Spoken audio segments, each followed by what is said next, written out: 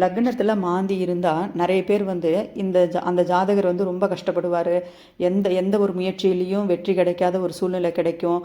நார்மலாக கிடைக்கக்கூடிய ஒரு கல்வியாகட்டும், திருமணமாகட்டும், குழந்தை பேராகட்டும், எதுவுமே வந்து அவங்களுக்கு கிடைக்கிறதுல சிரமங்களும் தாமதங்களும் ஏற்படும் சொல்கிறது வந்து உண்மைதாங்க. ஆனால் இதெல்லாம் இப்படியே இருக்குமானா அப்படி கிடையாதுங்க. அதுக்கு தசாபுக்தியும் ஒத்து வந்தால் தான் இந்த மாதிரி அமைப்புகள் வந்து தடையை கொடுக்கும். இது எல்லாம் தீர்க்கறதுக்கு பரிகாரங்களும் இருக்குங்க. 100% பரிகாரங்கள் இருக்குது. அந்த பரிகாரத்தை நம்பிக்கையோடு நீங்கள் செய்யும்போது கண்டிப்பாக உங்களுக்கு முன்னேற்றங்கிறது உறுதியாக கிடைக்கும். அதே போல் மாந்தி 12 ராசிகளில் உட்காரும்போது ஒவ்வொரு ராசிக்குமே வந்து ஒவ்வொரு கோயில்கள் இருக்குது.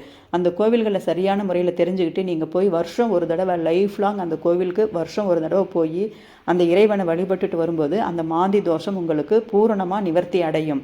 அதே போல் இந்த மாந்தி வந்து வெறும் கெடுதல் மட்டும்தான் பண்ணுமான்னா நல்ல உயர்மான ஒரு துறையில் கூட நல்ல வெற்றி பெறக்கூடிய அமைப்பு இந்த மாந்தியை கொடுப்பாருங்க. இதில் இருக்கிற ப்ளஸ் வந்து அகழ்வாராய்ச்சி துறை, மெடிசன் துறையிலெல்லாம் மாந்தி லக்னத்தில் இருக்கிறவங்க